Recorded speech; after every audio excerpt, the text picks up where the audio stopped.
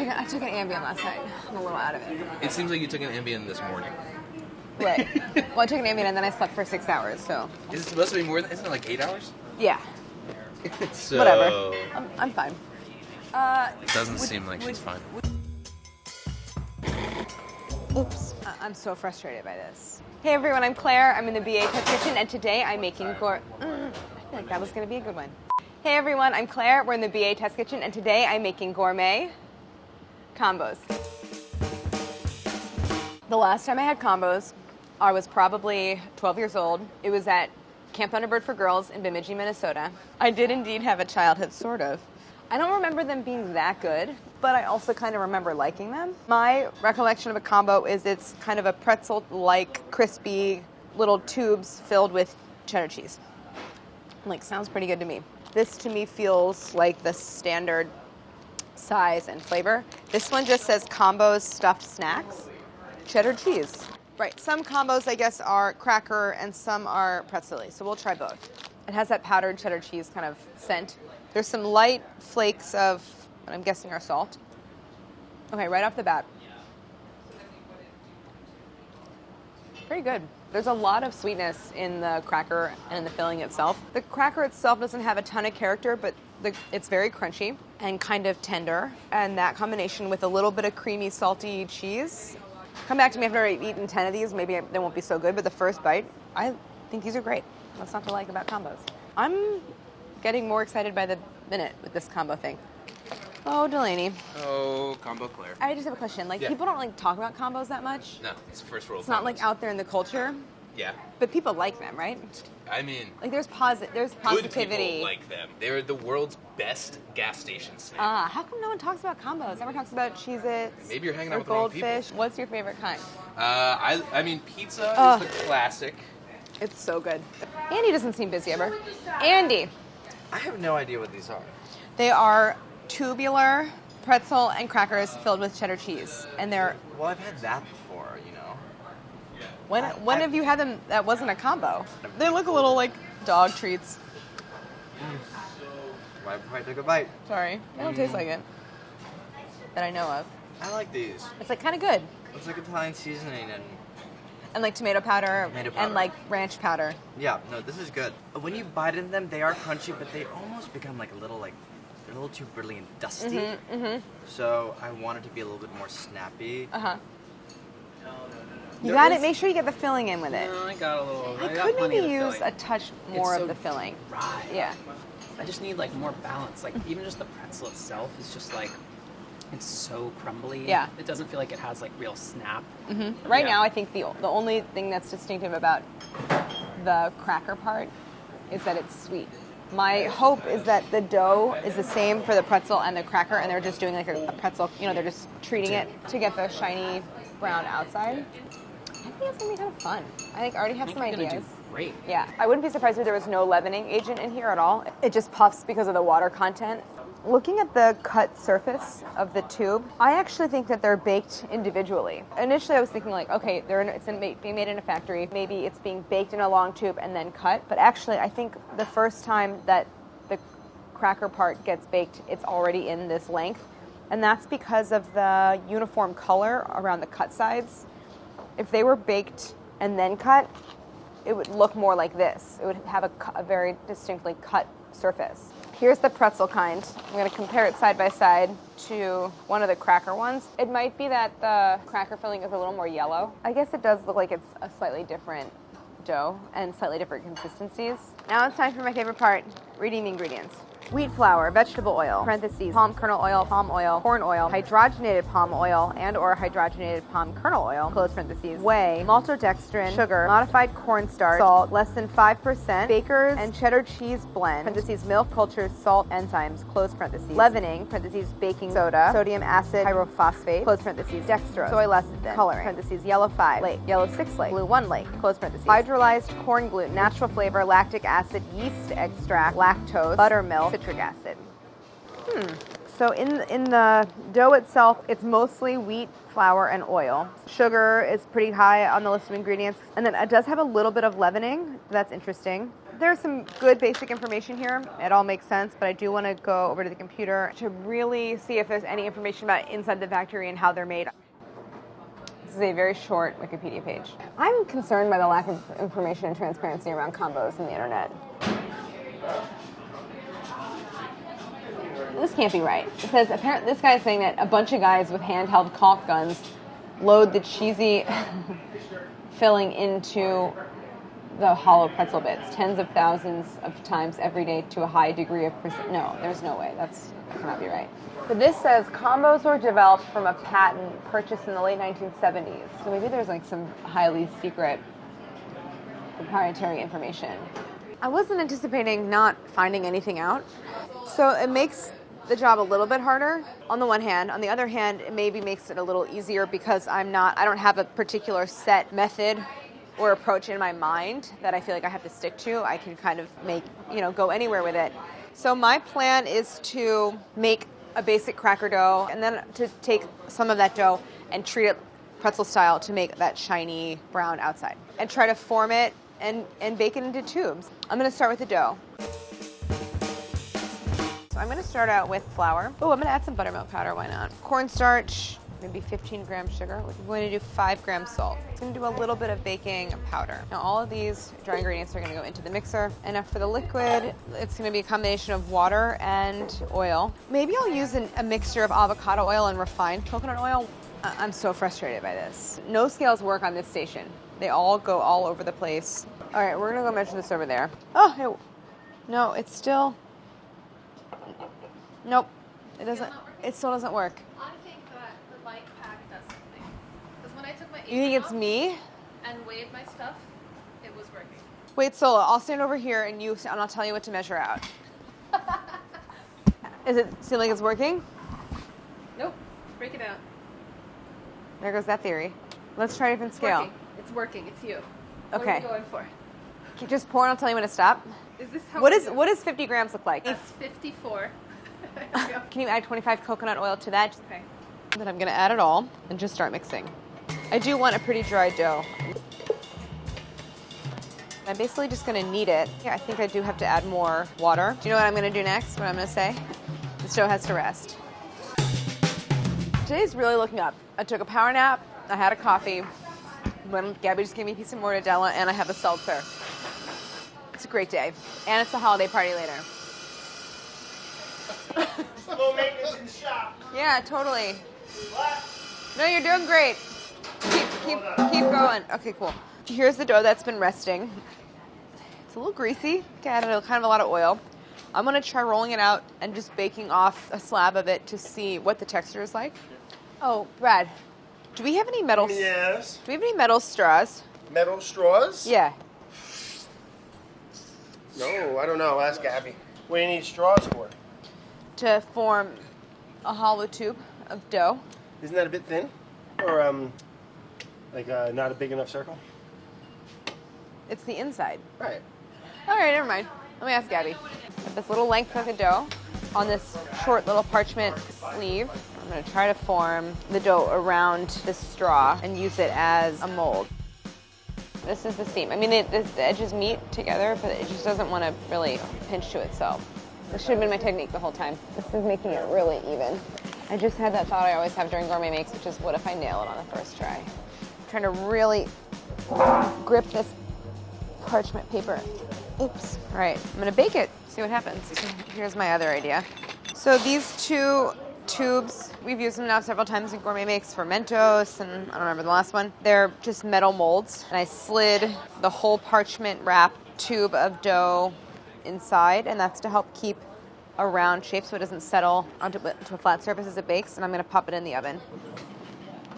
All right, I'll come back in 10 minutes and check.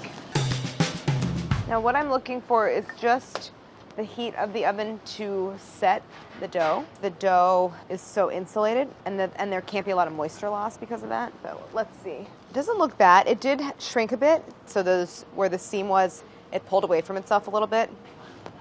It kind of worked. It was the first pass. So I only wanted to bake the dough enough to set it and have it be sliceable, and then I'm gonna bake it again. Here's my little pale dough bits. I wish the hole were a little bit bigger. And obviously it's not centered, so I'll do a better job next time of forming it around the straw. But before I try to adjust the dimensions, I do want to put them back on a baking sheet and put them in the oven until they fully bake through. All right, they're looking kind of golden. I think maybe they need to be baked at a lower temperature, but let's just see. I mean, they got a little bit golden. They actually got kind of little grill marks the way that actual combos have. And actually one thing I didn't really notice when I was looking at them is there's kind of a seam right here. They all have a seam. Wow, I didn't even really pay attention to that. I wasn't really doing my job earlier. They have a seam, now I know. It's pretty plain tasting. Not bad, just a little bland. Okay, grab my notebook again. I'm gonna make some changes to the dough formulas. I'm gonna double the sugar. It really is surprisingly sweet. And then the baking powder, I'm gonna increase to 5 grams. So I'm gonna do everything else, and I'm gonna put it together in the mixer. So here's the dough. Didn't quite come together in the mixer, same as last time. All right, now I'm afraid actually we are gonna have to let it rest because it's just not gonna roll so well. Have you ever done this yet? What is that? Oh, you haven't played with it? Oh my god. Oh, wait, hold on. No, this is not, that's weird. That's Yay! Yay! 25 seconds, I will say. Did I get an A? awesome. You got an A. You got an A. Yay! We're the only people under 30 seconds. Yes. It's Wow. So bizarre. I'm not happy though. You guys, this is the most fun thing I've ever played I with. know, you should have seen. I love when I'm good at stuff. Okay. All right. Ooh, that was fun. Okay. All right. The dough is hydrated. So I'm going to use that same technique that I was using before, where I create leverage with the parchment paper to compress and even out the thickness of the pastry. This is baker's twine. It's I think it's probably like cotton. I'm trying a thing. So here's my idea. I'm going to pre-cut. Oh, so you're gonna like score it or like Yeah, cut it completely? I'm going to cut all the way through.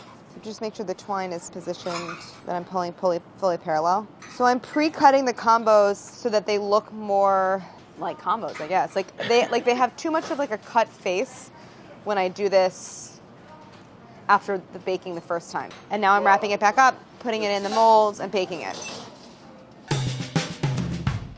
Instead of taking them off of the straw, I'm going to leave them on the straw, but just separate them, because part of what's happening is as they bake without the straw, they're kind of closing up into that space, and I don't want that to happen. I want them to have the full area of the straw cut out, if that makes sense. And now I'm going to bake it again at a slightly lower temp, and then I'm going to play with that toy again because it's like does something to my brain.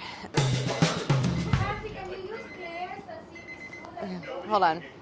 This one is okay. Now I hate it. Now I hate it, and I don't want to use it ever again. Here they are. They look good. They got evenly golden. Using that method where they baked the second time still on the straw, it did a good job at keeping a really sharp cylinder through the center. I think that's the outsides are a little thick, so next time I would roll the dough thinner before I wrap it around the straw. So, what a great day. Today was so fun. Just like good energy. Where's that toy? Just play with that thing until it's time to leave. So I don't know what happened to the combos that I actually cooked last night, but this is the same dough. Let me just roll it out. I wonder if a pasta roller is a way to go. Well, How'd that go? not great. It just shredded the dough into tiny pieces. Okay, I just had an idea based on the pasta roller. What if, instead of trying to roll a single uniform thickness of dough around the straw, I spiral around the straw a super, super thin layer of dough until I get the thickness that I like all the way around. Then I just trim it off and bake it. Because the combos kind of have layers. That's what I was thinking about last night. Like, take a look at this. Not like I think that's how they're doing it, but like these kinds of flakes and everything. I sort of like that idea, but it does mean I have to come up with a dough that has some extensibility and elasticity. What I might do is keep the same recipe and then add the water first, and then really try to work it. I'm increasing the amount of water, and I'm not adding sugar, I'm adding honey, and I haven't added the fat yet because I want the liquid to hydrate all the flour first. Oh yeah, that's dough that rolls. Plan is to wind it around the straw until I get to the overall thickness of dough that I like, and then to use that same cutting and forming method as before.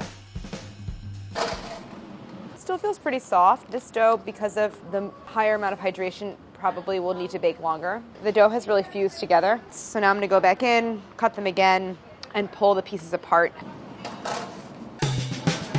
Ooh, they look so smooth and good. They're very off-center. I'll use a different forming technique, but I really like the way that these look. I think good progress from today, and from yesterday and today. Each time it seems like it's getting a little better. Wow, it's really good. It's very light in the way that a combo is light. Wow, it's very similar. The cake flour makes a big difference. It is a much lighter textured cracker. This would benefit from a seasoning coating on the outside like these have. I think this needs more salt in general, like a lot more salt. Good, I know what I want to do next. I want to make another batch of dough with these tweaks.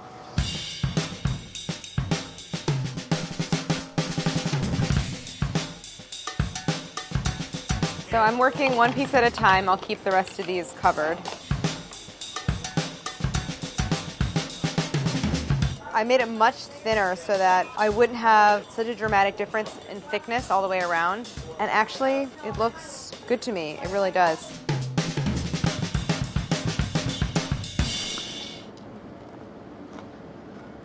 Did I forget to add baking powder to this dough? I think I did. Also, it's too salty. I think I have to start over on the dough. But maybe it's just a good time to stop. It's not.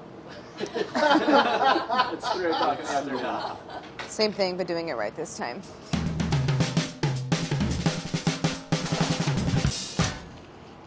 Oh, they look great. See, these definitely puffed. All right.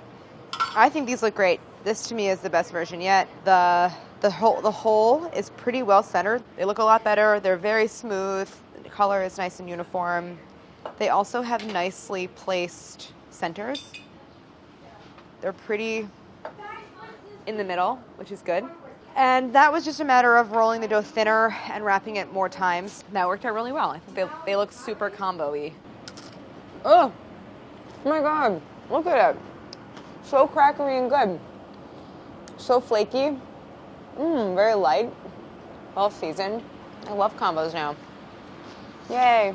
This feels like a good time to end this day. At this point, the hard part's over. I'll kind of smoothly sail the ship into the port on day 3. Is there any danger in talking like this? No. It's gonna be fine. The only thing is you're gonna have to all remind me what I did because I'm not gonna be back here for a while. All right, it's a whole new year.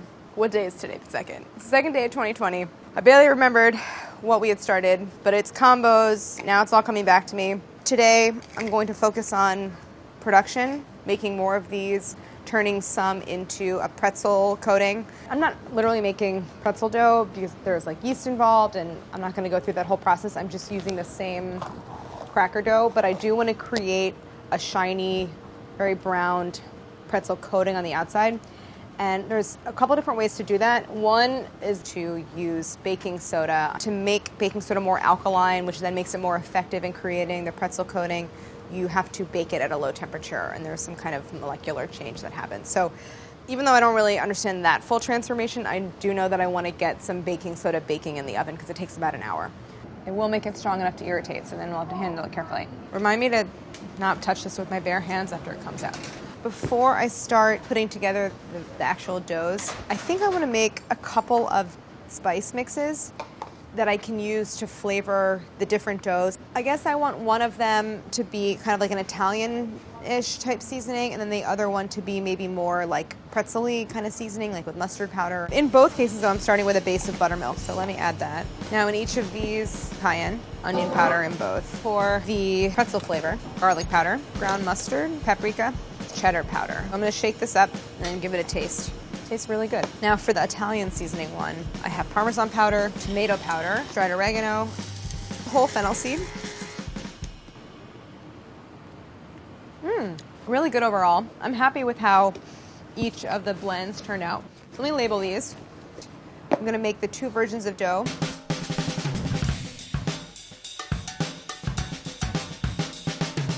So this one is za for pizza, and this one is L for pretzel.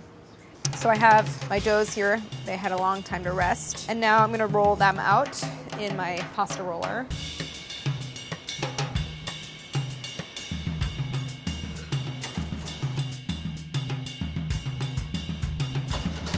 That looks great. Thanks. It looks kind of shitty and industrial and like it doesn't have a soul, but it's like, it's perfect. But in a good way. But in a good way. Then it bakes like that. Why does it bake in the cannoli form? Just so that it doesn't get a flat side as it bakes. It stays really round.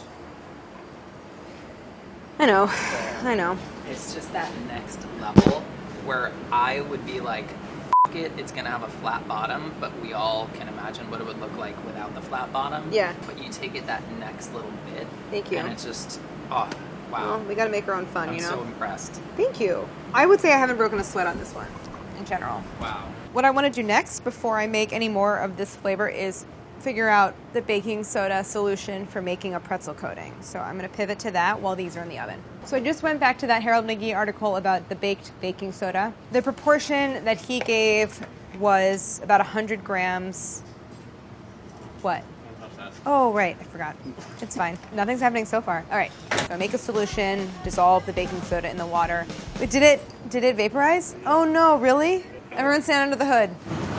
And then I dip the unbaked dough into the solution, let it sit there for 3 or 4 minutes, dry off the excess, and bake it, and it should get that burnished, shiny pretzel coating look.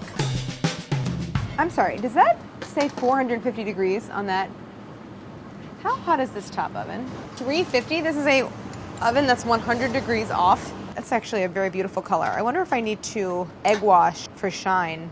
They don't smell that pretzel-y. So these are the two. It's the same dough. The one on my left, your right, got that dip, that dunk in the baking soda solution.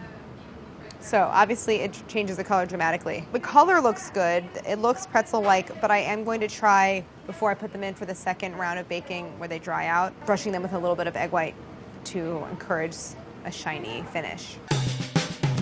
Ooh, ooh. Okay. Well, how done is too done? How burnished is too burnished? I think they look incredible. I'm gonna go with they're not burned and they look amazing. Look at that. Look at that pretzel coating. Is anyone else sharing my enthusiasm? Do we think that they're too dark? Because it tastes very pretzel-y, but then you have all like the Italian seasoning.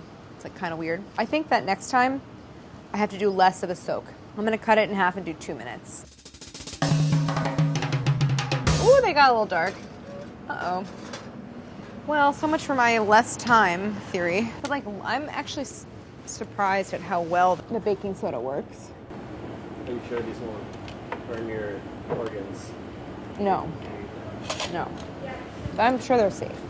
So we have Italian, pretzeled Italian, savory, and pretzeled savory. It smells really good. I'm very happy with the flavor. The pretzel thing worked better than I thought it would. Overall, the shapes of all of them look very even and combo-like, and I'm very pleased. No day 3 curse, and I know that we'll wrap it up tomorrow. No one got burned from chemical solution of baking soda. So I was going home last night, and I had been reading about the baked baking soda and how to pretzelize something. I didn't read the last sentence, which said to rinse it after you soak it and before you bake it. So that explains why they got really, really dark. And it's a little bit of a question mark whether or not these are acceptable to eat. I ate 2 of them yesterday. I felt fine. I just don't want to do it again, is what I'm trying to say, right? It's probably okay. I think it's probably okay, too. Brad would probably eat it. Yeah. You know? Would you eat it? I'd wait 24 to 48 hours after I Brad ate it? Okay, all right. So what I hear is I'm not redoing it. I don't think so. That was the answer I was looking for. Yeah, Thank no. you so much. In conclusion, Chris said it's fine. I'm going to put these into the dehydrator while I then focus on making the filling the combos, and then tasting. What's that? No. Oh, God. Jeez. That was too much. That was too much. That was too frantic. This is a block of aged cheddar, 18 month. I think this is a good place to start flavor-wise. I'll do a plain cheddar flavor. Then instead of jalapeno, what if I do Calabrian chili, which is very gourmet. For the pizza, instead of pepperoni, I make an andouille filling. Andouille is a type of spreadable Italian sausage, and it's spicy and it's delicious. That is really gonna upgrade our homemade combos. So I like the idea of more of like a spicy mustard, maybe some Dijon, maybe some horseradish or something like that with the cheddar. Ooh, Kewpie. My approach is to make one single kind of plain cheddar cheese mixture in the food processor and then divide that into 3 and then just kind of stir in the flavors for the 3 kinds of fillings. Oh, you know what I want? Cream cheese, obviously. That is the obvious choice. That's going to be a great base. Kewpie mayo, Worcestershire sauce, and then soy sauce, the cheese, little by little, cheddar cheese powder, and Parmesan powder. Calabrian chili oil, and garlic powder. Tastes incredible.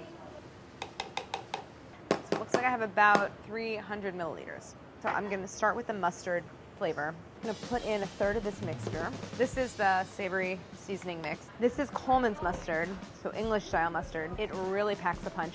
Now a bit of the horseradish mustard. I also want to add a tiny bit of very, very, very finely chopped scallion. All right, I think it's not quite spicy enough, so I'm going to add a pinch of cayenne to this.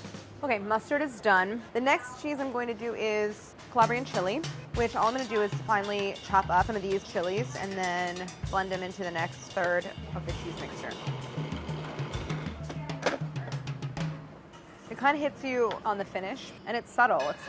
These are not incredibly hot chilies, but it's incredibly delicious. Okay, so here is an unopened andouille. So it looks like salami, but then it has a very soft consistency and smooth, just like that. I'm gonna put this into the food processor.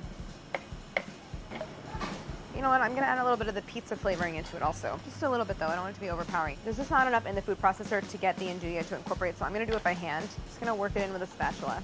And then I'm gonna very, very, very finely dice some of the pepperoni and put that in, so there'll be little tiny cubes of pepperoni in the filling as well. All that finely chopped pepperoni is in here. I think this looks good. I'll give it a little taste. Very, very good. I'm really happy with the flavors of all of them. So these will go now into the refrigerator to set up a little bit before we pipe them. Last thing will be filling and tasting. Hopefully no one dies from the pretzel. I'm gonna grab the crackers from the dehydrator. Smells very good. They look great. Okay, so I picked out this pastry tip. I'm gonna fill it like I would fill a cannoli if you've ever seen that done. I decided that I'm actually just going to I'm gonna make every combination possible. So there'll be 12 total, because 3 fillings times 4 different shells. Are we gonna have to label these, do you think, so I'll know what's what? It's kind of complicated. This is all the arts and crafting I get to do in this episode. I enjoyed that. So I'll start with savory pretzel plus spicy mustard. Just savory plus spicy mustard. And then Italian pretzel, spicy mustard. Wait, it looks so similar. Look, almost the exact dimensions, same color filling. Okay, now I'm gonna go on, I'll do the Calabrian chili. And also, my favorite part of this so far is just the plate.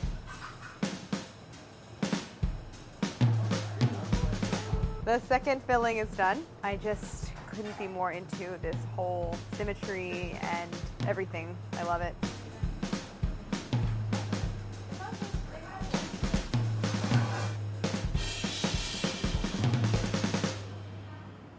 What are you doing? I don't want to talk about it.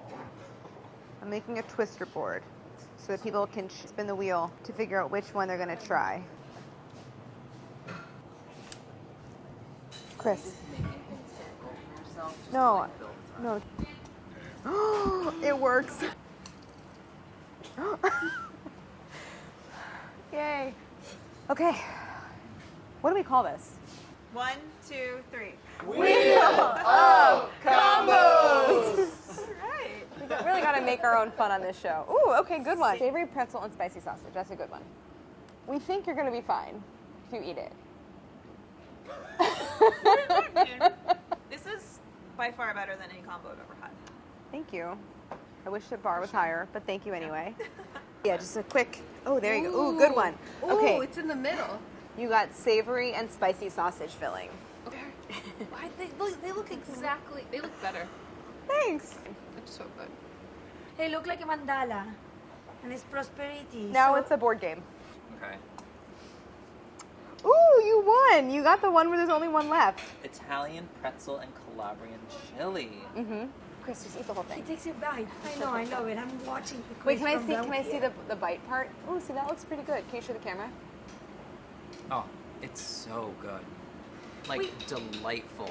It's like pasty, it's creamy, but the shatter to that pretzel. And it even tastes like a pretzel. Like, it really has that snap on the outside. Mmm, the monster. Oh my I'll god. save you the time. I love it. Love it, love it, love it. They look great. I think the pretzel ones look much more appealing than the pretzel originals. And overall, it was a lot of fun. Used a lot of different techniques, a lot of fun equipment, and I got to make this little board, this little combo game board. I think combos more than the average gourmet makes, I could simultaneously nail the look and make it just much higher quality than the original. You can't always achieve both, but I think in this case, it was kind of easy on both counts. So that is certainly a win.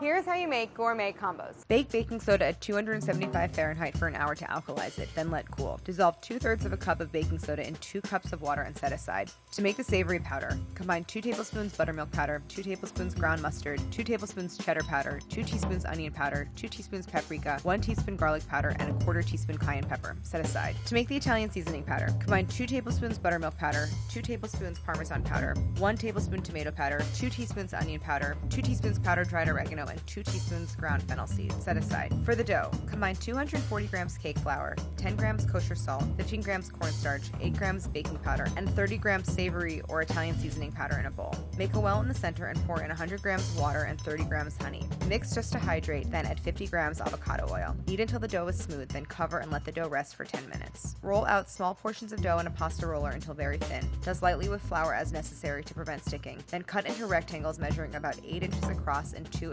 3/4 inches wide. Tightly roll the dough around a straight metal straw, then use thin thread to pre-cut the length of dough into crosswise segments. Dip some of the tubes of dough in the baking soda solution, then place the straw seam side down in a metal cannoli tube, then set on a wire rack in a small room baking sheet and bake at 350 Fahrenheit until the dough is set, about 10 minutes. Cut along the same cuts you made with the thread and separate the lengths of dough, sliding off the straw onto the rack, then bake again until the dough is light golden and dry all the way through, about 15 minutes. Set aside to cool. To make the cheese filling, process 4 ounces cubed room temperature cream cheese, a 1/4 cup Kewpie mayonnaise, a dash of Worcestershire sauce, 1 tablespoon soy sauce, and a food processor until very smooth. Add 3 ounces grated white aged cheddar cheese, 5 tablespoons yellow cheddar powder, 3 tablespoons Parmesan powder, a half teaspoon Calabrian chili oil, and garlic powder to taste. Then process until very smooth. Divide the mixture in thirds. To 1/3 of the cheese filling, stir in savory seasoning, Coleman's mustard, horseradish mustard, finely chopped scallion greens, and cayenne pepper to taste. To another third, stir in very finely chopped Calabrian chilies, and to the final third, stir in soften andouille, Italian seasoning powder, and finely chopped pepperoni. Transfer the fillings to a piping bag and fill each of the combos individually in all possible combinations of filling and cracker. What? Do you know what it is? I'm not a chef.